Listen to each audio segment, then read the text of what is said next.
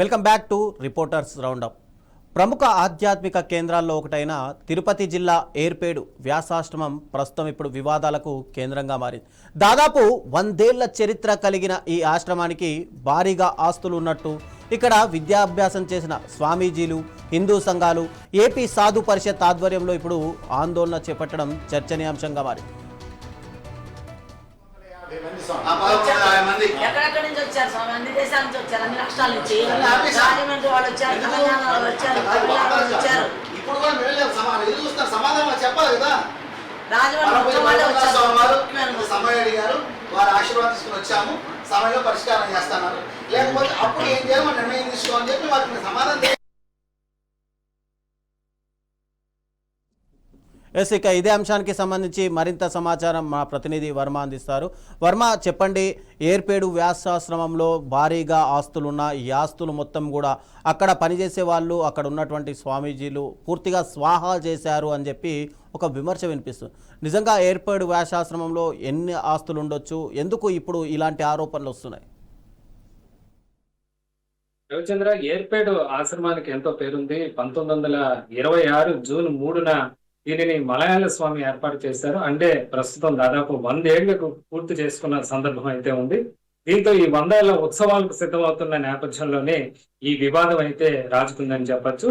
గత వారం రోజుల క్రితం పెద్ద సంఖ్యలో హిందూ సంఘాలు గాని, అలాగే ఏపీ సాధు పరిషత్ ఆధ్వర్యంలో స్వామీజీలు, మఠాధిపతులు కూడా ఆశ్రమం దగ్గర చేరుకొని పెద్ద ఎత్తున ఆందోళన చేశారు. ప్రస్తుత పీఠాధిపతి అయిన పరిపూర్ణానంద గిరి స్వామితో కూడా చర్చలు కూడా జరిపారు. దీంట్లో ప్రధానంగా 3 డిమాండ్లు వాళ్ళు చేయడం జరిగింది.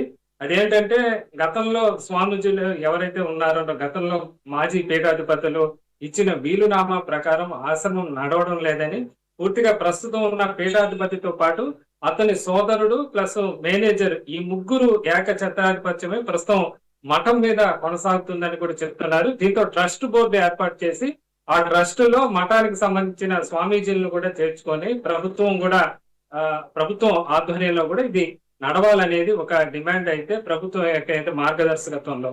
మరొక రెండోది, ముఖ్యంగా మఠానికి సంబంధించి ప్రస్తుతం 115 ఎకరాల్లో ఏర్పేటలో వ్యాసాశ్రమం ఉంది. అంతేకాకుండా దేశవ్యాప్తంగా దీనికి సంబంధించి అనేక విభాగాలు వివిధ ప్రాంతాల్లో ఉన్నాయి, వివిధ రాష్ట్రాల్లో ఉన్నాయి. ముఖ్యంగా ఏపీతో పాటు తెలంగాణలో కూడా ఈ ఏర్పేడు ఆశ్రమం మలయాళ స్వామీజీకి సంబంధించి కూడా అనేక చోట్ల ఆశ్రమాలు కూడా ఉన్నాయి. వీటన్నిటికీ నిర్వహణ లోపం ఉంది. ప్రస్తుతం ఏదైతే ఆధ్యాత్మిక కార్యక్రమాలు కానీ, అలాగే మిగతా వ్యవహారాలు సక్రమంగా నడవడం లేదన్న విమర్శలు ఉన్నాయి. ముఖ్యంగా లెక్కా పద్ధతులు, అంటే ఆడిటింగ్, ఏదైతే భవనాలు నూతన నిర్మాణాలు చేపట్టాలన్నా, ఉన్న భవనాలు కూల్చి కొత్తవి కట్టాలన్నా, వీటన్నిటికీ కూడా కనీసం ఎలాంటి జమ లెక్కా పద్ధతులు లేకుండానే వ్యవహారం జరుగుతున్నాయి. అసలు ఆడిటింగ్ వ్యవస్థ అనేది లేకుండా ఉందనేది ప్రధానంగా స్వామీజీలు చేస్తున్న ఆరోపణ. అలాగే ఇక్కడ వ్యాసాశ్రమంలో చదివిన ఎంతో మంది పూర్వ విద్యార్థులు ప్రస్తుతం అనేక మఠాలలో పీఠాధిపతులుగా వాళ్ళు కొనసాగుతున్నారు. వివిధ రకాల హోదాల్లో కూడా ఆధ్యాత్మికంగా వాళ్ళు ఉన్నత స్థాయిలో ఉన్నారు. అలాంటి ప్రముఖ స్వామీజీలంతా కూడా ఈ మధ్య జరిగిన ఏదంటే వ్యాసాశ్రమం ఆందోళన కార్యక్రమంలో శివపీఠానికి చెందిన స్వామీజీ కానీ, అలాగే వివిధ రకాల స్వామీజీలు రకరకాల సంబంధించి వివిధ మఠాలకు సంబంధించిన వాళ్ళంతా, రాధా మనోహర్ దాస్ కానీ, ఇలా రకరకాల వ్యక్తులంతా అక్కడికి వచ్చి తమ ఆందోళన అయితే వాళ్ళు వ్యక్తపరిచిన పరిస్థితి అయితే ఉంది. ఇదే విధంగా కొనసాగితే ఖచ్చితంగా దీనికి భారీ ఎత్తున పోరాటాన్ని కూడా సిద్ధమవుతామని వాళ్ళు చెప్తున్నారు. ముఖ్యంగా ముఖ్యమంత్రి, ఉప ముఖ్యమంత్రి దృష్టికి కూడా ఈ వ్యవహారం తీసుకువెళ్తామని చెప్తున్న పరిస్థితి అయితే ఉంది. అయితే వారం రోజుల క్రితం ఏదైతే స్వామీజీలు వచ్చి ఆందోళన చేశారో, ఆ తర్వాత ఆ మఠానికి సంబంధించిన నిర్వాహకులు ఎలాంటి సమాధానం కూడా చెప్పలేదు.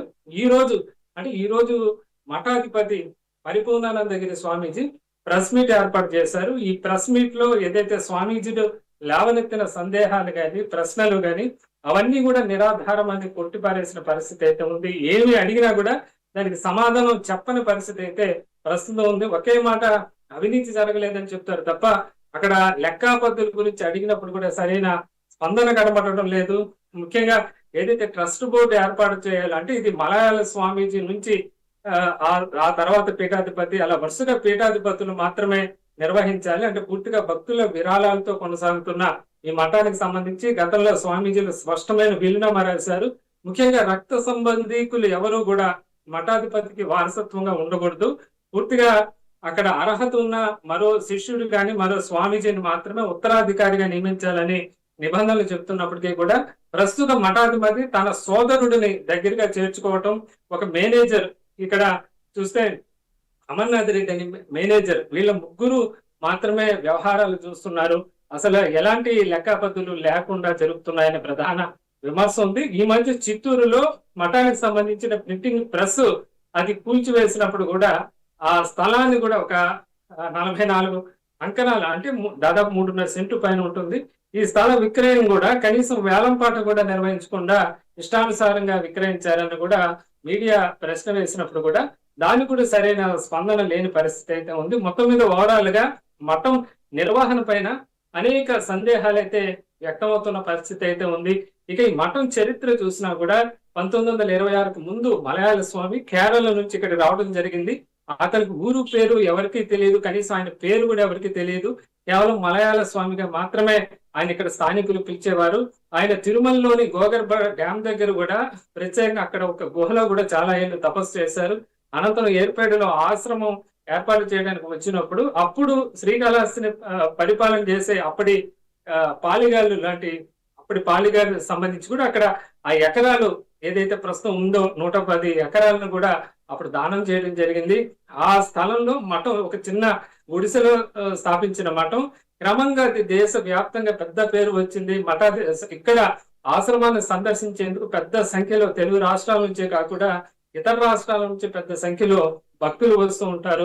అటు తిరుమలలోనూ మఠానికి సంబంధించి అనుబంధ శాఖలు ఉన్నాయి, ఇతర ప్రాంతాల్లో ఉన్నాయి. ఇంత పేరొందిన ఈ వ్యాసాశ్రమ పీఠం ప్రస్తుతం నిర్వహణ లోపం అలాగే పరిపాలన లోపం కారణంగా తీవ్ర అవినీతి ఆరోపణలు ఎదుర్కొంటున్న పరిస్థితి అయితే ఉంది. దీనిపైన రాష్ట్ర ఎండోమెంట్ శాఖ మంత్రి ఆనం రామనారాయణ రెడ్డితో పాటు అధికారులు కూడా స్పందించాలనేది ప్రస్తుతం స్వామీజీ ఏదైతే ఆందోళన చేస్తున్నారో, ముఖ్యంగా కనీసం ఒక ట్రస్ట్ కూడా లేదు. పూర్తిగా మఠానికి సంబంధించి కూడా గతంలో వీలునామాలో కూడా గత స్వామీజీలు ఇచ్చిన వీలునామాలో కూడా ఒక ట్రస్ట్ లాంటిది ఏర్పాటు చేసి దాని ఆధ్వర్యంలో కార్యకలాపాలు కానీ నిధులు ఖర్చు చేయాల్సి ఉంటుందని చెప్తున్నారు. ప్రస్తుతం అలాంటివి ఏమి కూడా మనం ఎక్కడ చూసినా కనపడటం లేదని చెప్పుకోవచ్చు. దీంతోనే పూర్తిగా భక్తులు ఇచ్చిన విరాళాలు అసలు ఏమవుతున్నాయో తెలియని పరిస్థితి ఉంది. ఏదైనా భవనాలు కూర్చాలన్నా వాటిని కనీసం కొత్తవి కట్టాలన్నా కూడా కనీసం ఎండోమెంట్ కూడా కనీసం వివరణ కూడా ఇవ్వకుండా ఏకపక్షంగా పనులు చేస్తున్నారన్న ఆరోపణలు కూడా ఉన్నాయి. వీటన్నిటి మీద కూడా లెక్క తేల్చాలంటూ కూడా స్వామీజీలు పెద్ద ఎత్తున ఆందోళన చేశారు. దీనిపైన ముఖ్యంగా ముఖ్యమంత్రి గాని అలాగే ఉప ముఖ్యమంత్రి పవన్ కళ్యాణ్ ఆయన సనాతన ధర్మ సంబంధించి కాపాడుతానని ఆయన చెప్పిన నేపథ్యంలో ఈ ఏర్పేడు పురాతన వ్యాసాశ్రమం పైన పవన్ కళ్యాణ్ కూడా దృష్టి సారించాలని కూడా స్వామీజీలు కోరుతున్న పరిస్థితి కనిపిస్తోంది. రవిచంద్ర వర్మ, అంటే ఇక్కడ ఆల్రెడీ చర్చలకు వచ్చిన స్వామీజులందరూ కలిసి ప్రభుత్వాన్ని ఏమైనా సంప్రదించే అవకాశాలు కనిపిస్తున్నాయి? డైరెక్ట్ ప్రభుత్వ పెద్దలకు ఏదైనా వాళ్ళ డిమాండ్లు ఏమైనా చెప్పే అవకాశాలు కనిపిస్తున్నాయా? ప్రభుత్వం ఇది హ్యాండ్ ఓవర్ చేసుకునే సిచ్యువేషన్ ఉందా అసలు? చర్చలకు ఏదైతే ఒక వారం రోజుల క్రితం స్వామీజీలు చర్చలకు రావడం జరిగింది. అందులో వివిధ మఠాలకు సంబంధించిన మఠాధిపతులు అలాగే పీఠాధిపతులు కూడా ఉన్నారు. అలాగే ఏపీ సాధు పరిషత్ ఆధ్వర్యంలో వీళ్ళంతా కూడా రావడం జరిగింది. అయితే స్వామీజీలు వస్తున్నారు అంటే ఇందులో చాలా మంది స్వామీజీలు ఇక్కడ పూర్వ విద్యార్థులే, ఇక్కడ వేద పాఠశాలలో చదివి ఈ స్థానాల్లో వాళ్ళంతా ఇంత ఉన్నత స్థాయికి చేరుకున్నారు. అయితే వీళ్ళు వచ్చే క్రమంలో మఠం నిర్వాహకులు కూడా పోలీసులకు సమాచారం అందించడం జరిగింది. దీంతో మఠాధిపతులు అక్కడికి వచ్చేటప్పటికి వ్యాసాశ్రమంలో పెద్ద సంఖ్యలో దాదాపు 100ల సంఖ్యలో పోలీసులు అక్కడ మోహరించిన పరిస్థితి ఏర్పడింది. తొలుత కనీసం వాళ్ళని ఏదైతే మఠాధిపతితో అంటే పరిపూర్ణానందగిరి స్వామితో చర్చలు కూడా స్వామీజీలు తొలుత అనుమతించలేదు. అయితే తీవ్ర వాగ్వాదం చోటు చేసుకున్న తర్వాత ఎట్టకేలకు చర్చలకు అనుమతించడం జరిగింది. ఆ తర్వాత ప్రధానంగా వాళ్ళు 3 డిమాండ్లు అయితే మఠాధిపతి దగ్గర అయితే ఉంచడం జరిగింది. ముఖ్యంగా అంటే గతంలో స్వామీజీ విద్యానందగిరి స్వామీజీ అంటే 2008కు ముందు ఉన్న పీఠాధిపతి ఒక వీలునామా కూడా రాశారు. ఆ వీలునామాలో రక్త సంబంధీకులు ఎవరికి కూడా మఠాధిపతి వారసత్వం ఉండకూడదు. అలాగే మఠానికి సంబంధించి కూడా ఒక ట్రస్ట్ లాంటిది ఏర్పాటు చేసి పారదర్శకంగా నిధుల ఖర్చు కానీ పరిపాలన వ్యవహారాలు చూడాలి, ఆధ్యాత్మిక వ్యవహారాలు చూడాలని అందులో ఉంది. అయితే వీటిని ఏం పట్టించుకోవడం లేదనేదే ప్రధానంగా స్వామీజీల ఆరోపణ అయితే ఉందని చెప్పచ్చు. కనీసం భక్తులను కూడా ఎవరో భక్తులను కానీ మీడియాను కూడా మఠంలోకి అనుమతించిన పరిస్థితి అయితే ఏర్పడుతుందనేది ప్రధానంగా ఈ 3 డిమాండ్లు. ఒక్క డిమాండ్ కూడా ఏదైతే మఠాధిపతి కానీ అక్కడున్న మేనేజర్ కానీ మఠాధిపతి సోదరుడు కానీ ముగ్గురు కూడా ఒప్పుకోలేదని చెప్పి స్వామీజీలు చెప్తున్నారు. అయితే ప్రస్తుతం 100 ఏళ్లకు సంబంధించి అక్కడ ఉత్సవాలు జరుగుతున్న నేపథ్యంలో అంతవరకు తాము ఓపిక పట్టి ఆ తర్వాత తమ నిరసనలు కొనసాగిస్తామని చెప్పి కూడా చెప్తున్నారు. దీనిపైన గతంలో కూడా అధికారుల దృష్టికి అంటే ఎండోమెంట్ అధికారుల దృష్టికి తీసుకువెళ్ళామని, అయితే సరైన స్పందన లేదని స్వామీజీలు కూడా ఆందోళన ఆవేదన వ్యక్తం చేసిన పరిస్థితి అయితే ఉంది. ఈ 100 ఏళ్ల ఉత్సవాల కార్యక్రమాలు పూర్తయిన తర్వాత దీనిపైన ఒక కార్యాచరణ రూపొందించుకొని మఠానికి సంబంధించి పరిపాలన వ్యవహారాలు చక్కబెట్టేలా, నిధులు దుర్వినియోగం కాకుండా ఉండేలాగా ఏదైతే ఏపీ ప్రభుత్వం దృష్టికి తీసుకువెళ్తామని చెప్పి కూడా మఠాధిపతులు చెప్తున్న పరిస్థితి అయితే ఉంది. ప్రస్తుతానికైతే మఠాధిపతులు ప్రస్తుతం ఉన్న ఏదైతే పీఠాధిపతి అంటే స్వామీజీలు కానీ పీఠాధిపతికి మధ్య జరిగిన చర్చలు పూర్తిగా విఫలమయ్యాయి. ఒక్క డిమాండ్ కూడా మఠం ప్రస్తుత నిర్వాహకులు ఒప్పుకోని పరిస్థితి అయితే ఉందని చెప్పచ్చు. మరి దీనిపైన ఏ విధంగా ముందుకు వెళ్తారనేది ప్రస్తుతం ఇంత తతంగం జరుగుతున్న ఏపీ ఎండోమెంట్ శాఖ కానీ దీనిపైన కనీసం దృష్టి కూడా సారించకపోవడం మరో ఆశ్చర్యకరమైన అంశంగా చెప్పుకోవచ్చు. ఇంత పురాతనమైన ఈ వ్యాసాశ్రమం అనేది ఎంతో పేరొందిన ఒక మఠంగా కూడా చెప్పుకోవచ్చు. గతంలో కూడా ఎంతో మంది పెద్ద సంఖ్యలో ఇక్కడికి దేశవ్యాప్తంగా కూడా వచ్చి ఇప్పటికీ కూడా సందర్శకులు వస్తున్న పరిస్థితి. కనీసం ఇక్కడ భవనాలు గతంలో వేద పాఠశాలతో పాటు అలాగే ఇతర అటు బాల బాలికలు కూడా వేరువేరుగా వేద పాఠశాల ఇతర పాఠశాలలు మొత్తం 3 ఉండేవి. అయితే ప్రస్తుతం కేవలం బాలికల పాఠశాల మాత్రమే మఠంలో నిర్వహిస్తున్నారు. మిగతా బాలులకు సంబంధించి పాఠశాల పూర్తిగా మూసివేశారు. దానిపైన ఈ రోజు పీఠాధిపతిని మీడియా వివరణ కోరినప్పుడు కూడా కేవలం బాలిక ఆయన చెప్పిన ఆన్సర్ కూడా కొంచెం విడ్డూరంగా ఉందని చెప్పొచ్చు. ఏదంటే ఆ బాలురు అక్కడ ఉండే అమ్మాయిలకి లెటర్లు రాస్తున్నారన్న కారణంతో మూసేశామంటూ కూడా ఈ రోజు పీఠాధిపతి అయిన పరిపూర్ణానందగిరి స్వామీజీ చెప్పిన సమాధానం కూడా కొంచెం మీడియాకు ఆశ్చర్యపోయేలా ఉందని చెప్పొచ్చు. అంటే ఇక్కడ పరిపాలనా వ్యవహారం ఎలా ఉంది అనే దానికి ఆయన చెప్పిన జవాబు కూడా ఒక ఉదాహరణగా కూడా చెప్పుకోవచ్చు. కనీసం ఏదైతే ఒక నిర్లక్ష్య ధోరణితో కనీసం సమాధానం చెప్పే అవకాశం కూడా లేకుండా కనీసం ఏది లెక్కాపద్దులు కానీ ఏ ప్రశ్న కానీ మీడియా అడిగినా కూడా అన్నిటికీ ముక్తసరిగా సమాధానాలు చెప్పిన పరిస్థితి చూస్తుంటే మఠం నిర్వహణ పైన అనేక ప్రశ్నలు నెలకెత్తుతున్న పరిస్థితి అయితే ఉంది. కనీసం మఠం ఆస్తులు అమ్మకాలు జరిగినప్పుడు కనీసం వేలం పాట అంటే వేలం వేస్తే కనీసం మంచి ధరగా ఎక్కువ ధర కోట్ చేసే అవకాశం ఉంటుంది. అది మఠం యొక్క నిధుల్లో జమ అవుతుంది.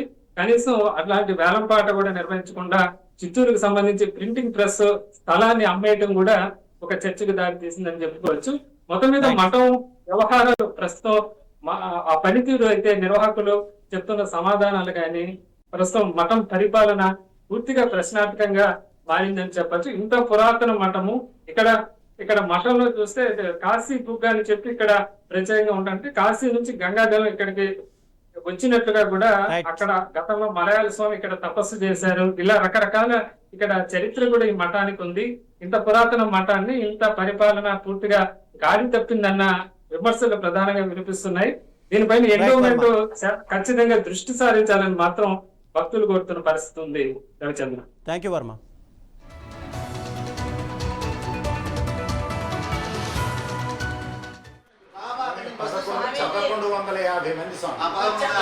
ఎక్కడెక్కడి నుంచి వచ్చారు స్వామి? అన్ని దేశాల నుంచి వచ్చారు, అన్ని రాష్ట్రాల నుంచి. రాజమండ్రి వాళ్ళు వచ్చారు, తెలంగాణ వాళ్ళు వచ్చారు, తమిళనాడు వాళ్ళు వచ్చారు. ఇప్పుడు కూడా చూస్తారు, సమాధానం చెప్పాలి కదా. రాజమండ్రి సమయం అడిగారు, వారి ఆశీర్వాదం తీసుకుని వచ్చాము, సమయంలో పరిష్కారం చేస్తున్నారు. లేకపోతే అప్పుడు ఏం చేయాలి మన నిర్ణయం తీసుకోవాలని చెప్పి వారికి సమాధానం తెలియపడతారు. సమాధానం ఎదురు చూస్తున్న సమాధానం మన్మోహన్ సింగ్ గారు లాగా మౌనంగా కూర్చుని అవ్వదు సార్. మన్మోహన్ సింగ్ గారు లాగా మౌనంగా కూర్చుని అవ్వదు. ఈ నిర్ణయం వారు తెలియపడతారు.